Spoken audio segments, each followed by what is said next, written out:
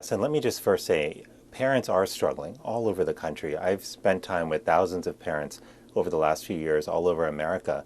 And the number one question they often ask me about is social media. They want to know, is this safe for my kids? How should I manage it? And what the data is telling us, Savannah, is not only have companies not demonstrated that their platforms are safe for kids, but there is growing evidence of harm. It shows us, in fact, that when adolescents spend more than 3 hours a day on social media, we're seeing an association with a doubling of risk of anxiety and depression symptoms. And the average amount of use per day among adolescents is nearly 5 hours. So that's deeply concerning to me, not just as Surgeon General, but as a parent myself. Now, a warning label would help parents to understand these risks. Many parents don't know that those risks exist. And we have data from tobacco warning labels that in fact tells us that they can be helpful in changing awareness and changing behavior. Keep in mind, when Congress authorized these labels for tobacco more than half a century ago, or nearly half a century ago, the smoking rate in America was above 40%. Today, it's under 12%. That's an extraordinary amount of progress. Labels were a part of that effort.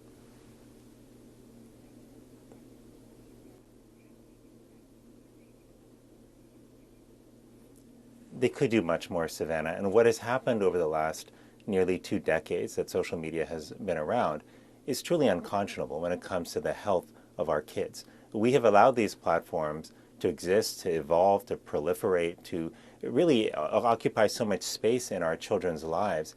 And our kids themselves are telling us about the mental health impact. You know, I've just finished a college tour where I spent time with young people all around our country, and they brought up social media in every engagement we had, talking about how it makes them feel worse about their body image, how it makes them feel worse about their lives as they're constantly comparing themselves to others. But here's the thing, Savannah, many of them say that they can't get off it because the platforms are often designed to maximize how much time our kids are spending on them. And despite the fact that many of them are experiencing harm, that has to change. It's why last year I called on Congress to put in place safety standards like we did for cars and other products to make social media safer. It is not okay for us to put the entire burden of managing this on parents.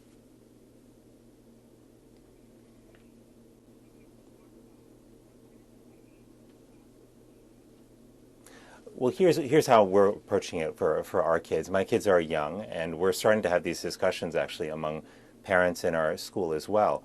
But I would delay the use of social media for kids until at least after middle school.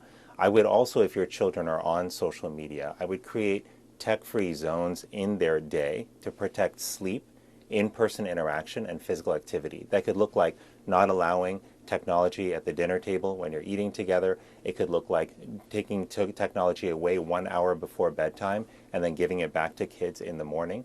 But we need to do this. It's not easy. And trust me, I know this because many parents can come up to me and say, look, my child is saying to me that they're the only one not on social media and they don't want to be left out and they want an account. Well, this is why as parents, we need to start talking about this more openly, partnering with each other and helping one another. Because when we make pacts to actually enforce these kind of rules together, it's easier. And right now, too many parents are struggling alone, feeling ashamed, feeling like they're failing as parents, and not realizing that all of us are struggling with the same questions.